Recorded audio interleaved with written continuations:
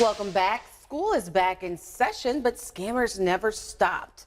And they're targeting people who may have some outstanding school balances. Well, they don't actually have them, but they're making people think that they do. Absolutely. It's Labor Day, so the BBB office is closed, but the Federal Trade Commission wants to make sure that everyone hears about this scam because it can be targeted at the parent or at the student themselves. So remember that if you get a phone call about tuition not being paid and threats that you or your student cannot go to class or that transcripts will be held up as a result of this, these are idle threats. You should not respond immediately. You should not send money, and you should not take heed of this without checking it out through the financial aid office at your actual school or institution.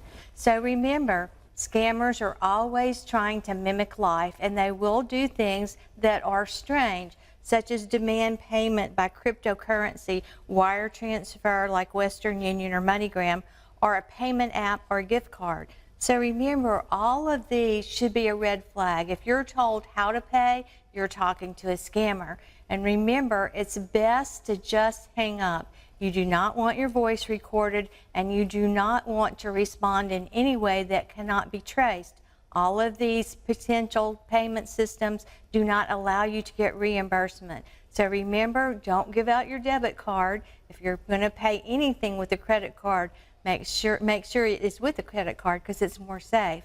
But in that case, again, don't pay unless you check it out thoroughly with a third-party number. Now, there are ways that you can check yourself going into your student's portal or calling the school yourself from a number that you know is credible. Absolutely. Do your research ahead of time. Be careful, don't panic, and don't pay.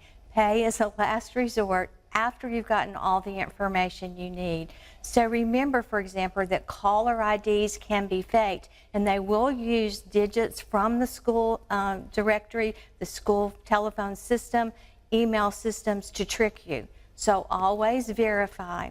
The BBB office is closed today for Labor Day, but you can leave us a message at 387-4600. If you don't have voicemail or your voicemail is full, please just call back and wait to talk to a live operator on Tuesday through Friday of this week. Make an appointment for face-to-face meetings, and of course our address, 1900 North 18th in Monroe. And one thing we can also share with our viewers is to block numbers that you are uncertain of. And when in doubt, don't. Absolutely. This goes for text messages as well as phone calls, but you can also block emails. There are many databases that have been breached, so information is out there. Don't assume the information is true, especially text messages. People tend to respond more rapidly to those. Do not respond. Take your time. Don't panic. If your college tuition is not paid, always go directly to the financial aid office or the institution in which you or the student are enrolled. And again, check everything out by going first to Google and put the letters BBB behind it.